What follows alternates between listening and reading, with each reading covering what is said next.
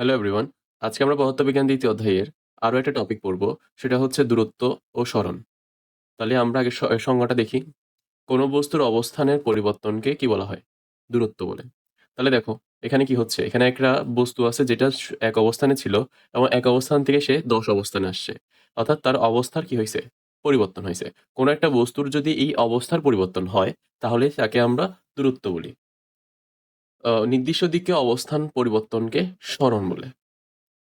আগে যখন দেখছি আমরা সংজ্ঞাটা তখন কিন্তু কোনো দিকের কথা উল্লেখ করা হয়নি।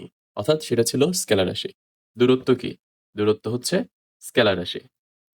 কিন্তু আমরা যখন সরণ বললাম তখন কি বলে দিলাম? দিক বলে দিলাম। আর দিক বলে দেওয়া মানে হচ্ছে কি? ভেক্টর রাশি। অর্থাৎ সরণ একটা ভেক্টর রাশি।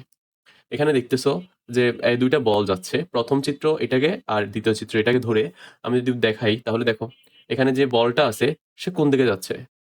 সে যাচ্ছে পূর্ব দিকে। আর এখানে যে একটা বল ছিল সে বল উত্তর দিকে। দেখো আমরা সবসময় খাতার উপরের অংশকে উত্তর, নিচের অংশকে দক্ষিণ, ডান অংশকে পূর্ব এবং বাম অংশকে পশ্চিম ধরেই অঙ্ক করব। এই এই অঙ্ক বা এই হিসাব অনুযায়ী ২য় নাম্বার চিত্রের বলটা কোথায় যাচ্ছে? উত্তর দিকে যাচ্ছে। অর্থাৎ একটা দিকে যাচ্ছে। আর ১ নাম্বার চিত্রটা দেখো, বলটা কোথায় যাচ্ছে? পূর্ব দিকে যাচ্ছে। এই যে যাওয়াটা, কোনো একটা দিকে যাওয়া, এটাই হচ্ছে সরণ। এখানে দেখো আমরা একটা চিত্র দেখতেছি। সেই চিত্রের মধ্যে এই বলটা এই অবস্থানে ছিল। এ থেকে সে কোথায় গেছে? বি তে গেছে।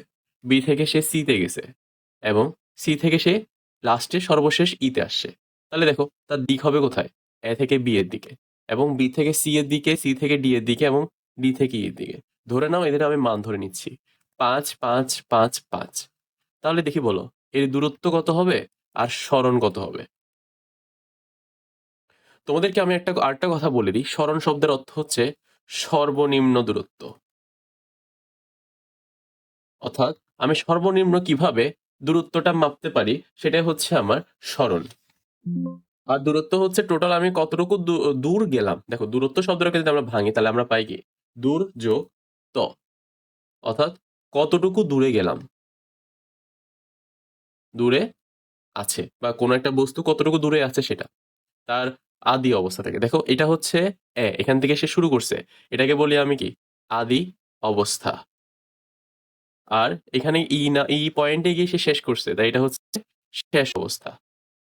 তাহলে দূরত্ব হবে কি? আদি অবস্থা এবং শেষ অবস্থার মোট দূরত্ব। অর্থাৎ মোট অতিক্রান্ত পথ। তাই এখানে দূরত্ব হবে কত? ৫, ১০, ১৫, ২০।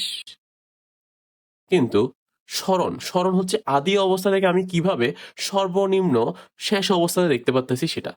অর্থাৎ আদি অবস্থা এবং শেষ অবস্থার দূরত্ব হচ্ছে এই ই বরাবর। এই দিক হবে থেকে ই এর দিকে। যাকে আমরা লিখতে পারি এ ই এভাবে। যেহেতু এটার মান আমি জানি না, ধরে নিই এটার মান ৫। তাহলে সরণের মান কত? ৫। দেখো কোথায় দূরত্ব ২০ হইছে আর কোথায় সরণ ৫ হইছে। অনেকটা পার্থক্য না? তো আমি বলতে পারব না যে দূরত্ব এবং সরণ একই। দূরত্ব বা সরণ অনেক সময় একই হইতে পারে কিন্তু বেশিরভাগ সময়ে একই হয় না। তারপরে দেখো এখানে কি দেখতেছো? এখানে একটা বল যাচ্ছে এ থেকে বি এর দিকে। তারপর বি থেকে সি এর দিকে, সি থেকে ডি এর দিকে, ডি থেকে ই এর দিকে এবং সর্বশেষ ই থেকে এ এর দিকে। তাহলে এর দূরত্ব কত এবং সরণ কত?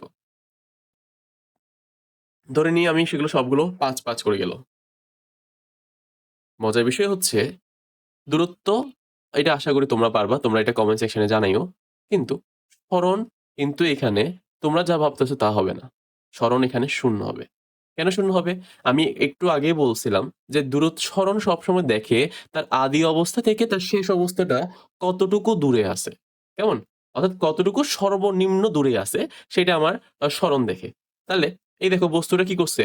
এখান থেকে অবস্থান থেকে আদি অবস্থা শুরু করছে এবং সে শেষ হইছে কিন্তু অবস্থানেই। অর্থাৎ এই আদি অবস্থাটা আমি শেষ অবস্থা যদি বিয়োগ করি তাহলে তো আমি পাবো ০ই। তাই এখানে সরণ কি হবে? ০ হবে। তাই তোমরা প্রশ্নের মধ্যে অনেক সময় আসে যে কোনো একজন ব্যক্তি তার যাত্রাপথে গিয়ে ঘুরে ফিরে আবার একই যাত্রায় ফিরে আসছে। তাহলে তার সরণ কত? তোমরা কি লিখবা? উল্টাপাল্টা না লিখে লিখবা ০। কারণ তার তো কোনো আদি অবস্থা, শেষ অবস্থা তো একই বিন্দুতে। আর একই বিন্দুতে হলে তার তো কোনো পার্থক্য থাকবে না। পার্থক্য না থাকলে তো আমি বের করতে পারব না। অর্থাৎ ০ই বের হবে। এবার দেখো একটা বস্তু কোথায় যাচ্ছে, এ থেকে বি এর দিকে, বি থেকে সি এর দিকে, এবং সি থেকে ডি, এবং সর্বশেষ ডি থেকে এ এর দিকে। যদি তোমাকে বলা হয় এর সরণ কত, তুমি বলতে পারবা? এটা কিন্তু তুমি কমেন্ট সেকশনে জানাবা, আমি মান দিয়ে দিচ্ছি 5 5 5। তোমরা বলবা সরণ কত এবং দূরত্ব কত। আচ্ছা, এইটা জানছে, এইগুলো তোমরা আমাকে লিখবা, কিন্তু এখানে একটা গুরুত্বপূর্ণ জিনিস আছে, সেটা হচ্ছে এই যে বস্তুটা দেখতেছো, সেই বস্তুটা যদি পুরো বৃত্তাকার পথটাকে একবার ঘুরে আসে, তাহলে তার দূরত্ব কত হবে? তার দূরত্ব হবে বৃত্তের পরিধির সমান। অর্থাৎ দূরত্ব সমান কি হবে, যদি সম্পূর্ণ একবার ঘুরে আসে, তাহলে তার দূরত্ব হবে বৃত্তের পরিধির সমান। অর্থাৎ দূরত্ব সমান বৃত্তের পরিধি। আর বৃত্তের পরিধি সমান আমি কি জানি, 2 পাই আর। পরিধি শব্দটা দেখো, পরিমাণে কি, পরিমাণে কিন্তু ডানাকাটা পরি না, পরিমাণে হচ্ছে চারপাশ। আর অধি, অধি মানে পরিমাপ, অর্থাৎ চারপাশ পরিমাপ করাই হচ্ছে পরিধি। তাহলে বৃত্তের এই যে চারপাশ আছে সেটা পরিমাপ করছি, সেজন্য এটা হচ্ছে বৃত্তের পরিধি, যার মান হচ্ছে 2 পাই আর। কেমন? আচ্ছা, ধরো এখন বস্তুটা দুইবার সম্পূর্ণ ঘুরে আসছে, তাহলে কি হবে? তাহলে হবে কি, 2 ইন্টু বৃত্তের পরিধি। একইভাবে যদি সে 3বার সম্পূর্ণ পথ ঘুরে আসে, তাহলে তার দূরত্ব হবে 3 ইন্টু বৃত্তের পরিধি। তাই আমি লিখতে পারি না, যদি কোনো একটি বস্তু n বার যদি সম্পূর্ণ পথ ঘুরে আসে বৃত্তের, তাহলে তার দূরত্ব হবে n × 2 পাই আর।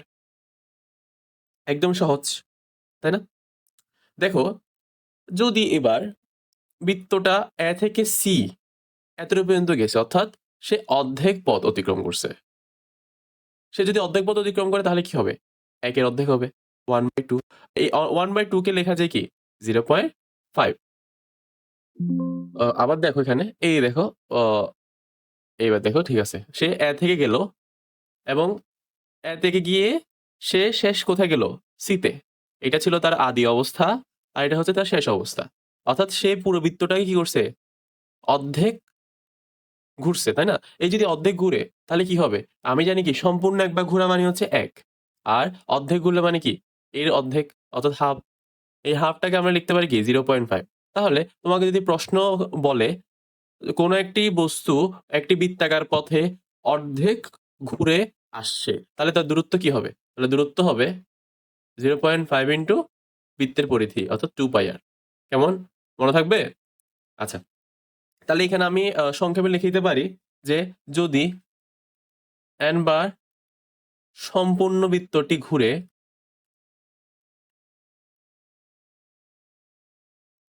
তাহলে দূরত্ব হবে n × 2 পাই আর। n এর জায়গায় যে কোনো মান আমাদের নিব আমরা। কেমন? এবার আসো সরণ এবং দূরত্বের মাত্রা এবং এককের উপরে। দেখো, দূরত্ব কিংবা সরণ দুটোর মাত্রাই হলো দৈর্ঘ্যের মাত্রা। আর দোনোটার একক কি, দোনোটার এককও কিন্তু একই। দূরত্বের একক কি, দূরত্বের একক হচ্ছে মিটার, আর সরণের একক হচ্ছে মিটার। কেন?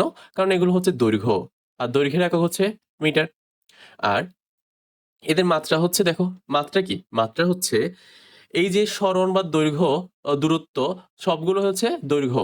এই দৈর্ঘ্যের ইংরেজি হচ্ছে লেন্থ, আর এই লেন্থের প্রথম অক্ষরটাই হচ্ছে মাত্রা। কেমন? তদ্রুপ ভাবে সেকেন্ড, এটা কার একক? এটা হচ্ছে সময়ের একক। আর সময়ের ইংরেজি কি, টাইম। আর টাইমের টিটাই হচ্ছে সেকেন্ডের মাত্রা বা সময়ের মাত্রা।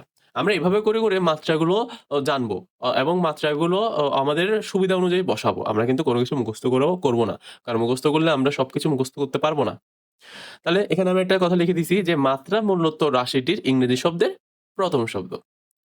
কেমন? তবে দোনোটার মধ্যে মাত্রা বলো বা একক বলো, দোনোটা একই, কিন্তু দুইটার মধ্যে পার্থক্য, মূল পার্থক্য হচ্ছে এই সরণ হচ্ছে ভেক্টর রাশি, আর দূরত্ব হচ্ছে স্কেলার রাশি। তাহলে এতটুকু পর্যন্ত বুঝতে পারছো? যদি আমার এই ক্লাসে কোনো সমস্যা থাকে, বা তোমাদের বুঝতে যদি কোনো অসুবিধা হয় বা কোনো প্রশ্ন থাকে, তাহলে তোমরা আমাকে জানাতে পারো। তাহলে আজকে এত, পরবর্তী ক্লাসের জন্য অপেক্ষা করো।